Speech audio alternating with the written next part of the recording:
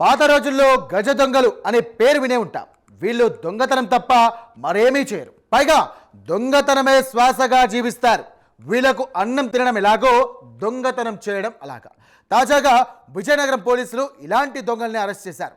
ఎన్నిసార్లు అరెస్ట్ చేసి జైలుకు పంపినా ఇక వస్తూ దొంగతనం చేసి ఇంటికి వచ్చి వాళ్తారు. ఇక పక్కా స్కెచ్ వేయడం, అలాగే మూడో కంటికి తెలియకుండా పని కానించడం వీళ్ళ స్పెషాలిటీ. ఈ ఘటనపై మరిన్ని వివరాలు మీకోసం.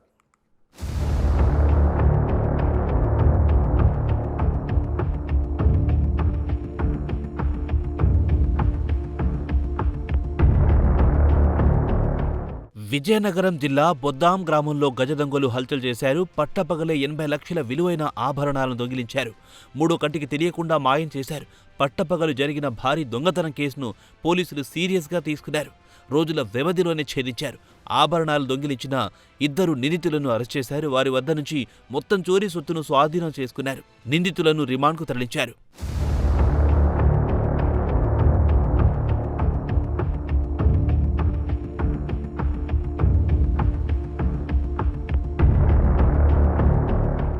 ఈ ఘటన విజయనగరం జిల్లా వేపాడ మండలం బొద్దాం గ్రామంలో చోటు చేసుకుంది.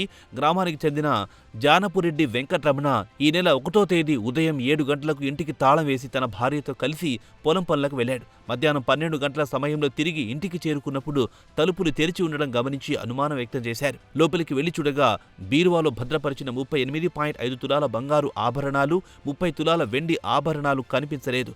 వెంటనే వారు వల్లంపూడి పోలీస్ స్టేషన్కు ఫిర్యాదు చేశారు.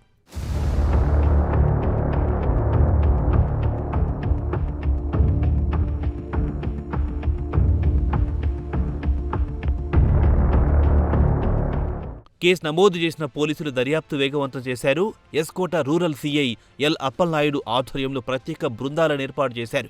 చుట్టుపక్కల ప్రాంతాల్లో ఏర్పాటు చేసిన సీసీ కెమెరాల ఫుటేజ్లను సేకరించారు. ఆధునిక సాంకేతికతను వినియోగిస్తూ అనుమానితుల కాల్ డీటెయిల్స్ను విశ్లేషించారు. మోడస్ అపరెండి క్రిమినల్స్పై దృష్టి సారించారు. పాత నేరస్తుల కదలికలను ట్రాక్ చేశారు. నేరం జరిగిన తీరును బట్టి దొంగతనం చేసింది పిల్లి నూకరాజు, ఉపేంద్రులుగా గుర్తించారు. కేవలం 10 రోజుల్లోనే కేసును ఛేదించారు.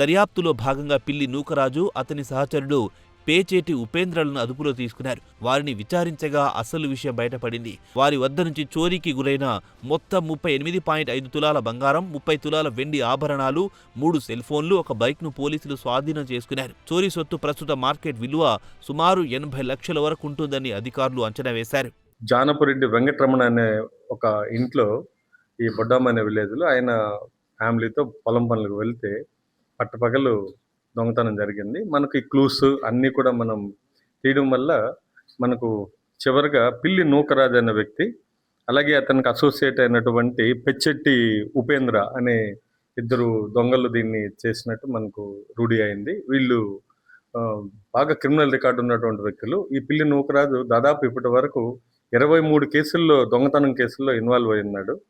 రీసెంట్గానే జైలు నుంచి రిలీజ్ అయ్యారు. 22, 23 తేదీలు జనవరి. వస్తూ బయట వస్తేనే ఒక బైక్ దొంగతనం చేశాడు. అలాగే అనకాపల్లి డిస్టిక్లో అనకాపల్లి టౌన్లో, అలాగే కసింకోట్లో కూడా గోల్డ్ దొంగతనం చేయడం జరిగింది. చేసి అలాగే నెక్స్ట్ మన వల్లంపూడి మండలంలోకి ఎంటర్ అయ్యి ఇతను పెచ్చెట్టి ఉపేంద్ర వీళ్ళిద్దరూ బండిలో తిరుగుతూ ఇక్కడ కూడా దొంగతనం చేశారు. వాళ్ళ ఫ్యామిలీ మెంబర్స్ అంతా కూడా కష్టపడి కూడబెట్టుకున్నటువంటి బంగారాన్ని వాళ్ళ పొలంకి వెళ్ళి అదును చూసి ఇతను లేని టైం చూసి ఇంట్లో దొంగతనం చేయడం జరిగింది.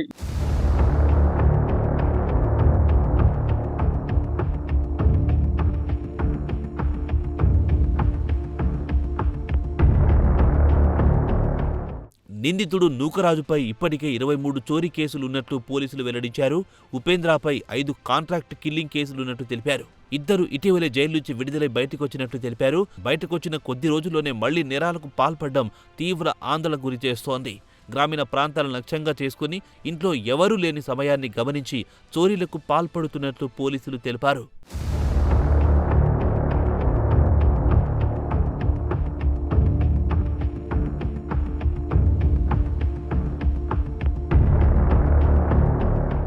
ఈ కేసులో వేగంగా స్పందించి పూర్తి స్థాయిలో చోరీ సొత్తును రికవరీ చేయడంలో కీలక పాత్ర పోషించిన DSP R Govindarao, CI L Appalanaidu, SI S Sudarshan, police సిబ్బందిని జిల్లా ఎస్పీ ఆర్ దామోదర్ అభినందించారు. గ్రామీణ ప్రాంతాల్లో ప్రజలు అప్రమత్తంగా ఉండాలని, ఇంటిని ఖాళీగా వదిలి వెళ్లేటప్పుడు భద్రతా చర్యలు తీసుకోవాలని సూచించారు.